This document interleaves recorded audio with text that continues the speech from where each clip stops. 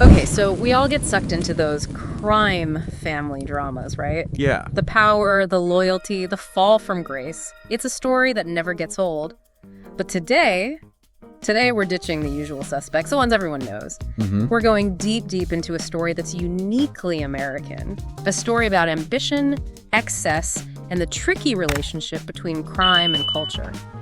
We're diving into the world of the Black Mafia Family. You might know them as BMF. Wow. Yeah, we're talking about millions of dollars in cocaine flowing across the country, all while rubbing shoulders with some of the biggest names in hip-hop. You ready to dive in? Let's do it. I'm ready. All right, so picture this.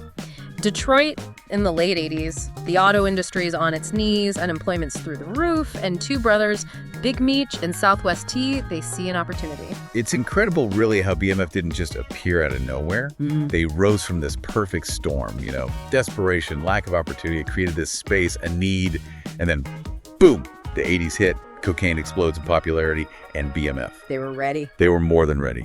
They were practically printing money. Oh, yeah. Think about this. Atlanta, just one city in their network. They were moving 2,500 kilos of cocaine every single month. It's mind-boggling. Every single month. That's not a business. That's an empire built on, And with that kind of cash, the cars, the mansions, the parties. Legendary doesn't even begin to describe it. Larger than life, for sure. But here's where things get really interesting. BMF. They weren't content with just being drug kingpins. They wanted more. They wanted a piece of the American dream, and they found it, or at least tried to, in the heart of hip-hop. Now, you've got to understand, plenty of criminal organizations, they flirted with the music industry, laundering money, trying to polish their image. But Big Meech, he was different. He lived and breathed hip-hop. That wasn't a front. BMF Entertainment, they weren't just throwing money around, were they? No, not at all. It was strategic. This was about investing in talent, in futures. Like Young Jeezy. Exactly. I mean, they were backing him before he was Jeezy, the icon. Yeah. Big Meech, he offered guidance, connections, a platform. It was way more than just a record deal. This was about shaping careers, influencing the culture from the inside. It's fascinating how they were so deeply embedded in the scene. Absolutely. But, and this is a big but, for a group swimming in so much cash, with a label meant to make a splash, they only ever officially sign one artist. Yeah, Blue Da Vinci. Why? Was it a power move? Did they want influence more than control? It's a question that still lingers. But like all empires, especially ones built on, let's just say, shaky ground, BMF crumbled. It was inevitable, really. 2005, it all comes crashing down. Big Meech, Southwest T, both arrested. And you know what's ironic? What's that? It was the loyalty, the very thing that held them together, that brought them down.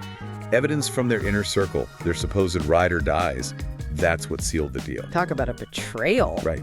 It's Shakespearean almost. But Big Meech, he always maintained that it wasn't his flashy lifestyle, but the case against his brother that really did them in. He'd even talked about going legit, properties, investments. Remember when COVID hit? Yeah. Big Meech tried to use that to get an early release.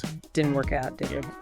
And to add insult to injury, Southwest T, he ends up on house arrest around the same time. You can't make this stuff up. It's wild. And just when you think this story can't get any wilder, there's one more layer to this whole thing. This is a big one. Okay.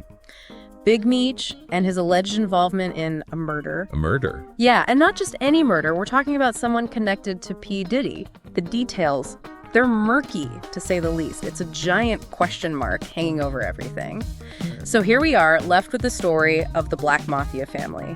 Ambition, excess, the allure of hip-hop, and the dark side of the American dream. But it leaves us with a question, doesn't it?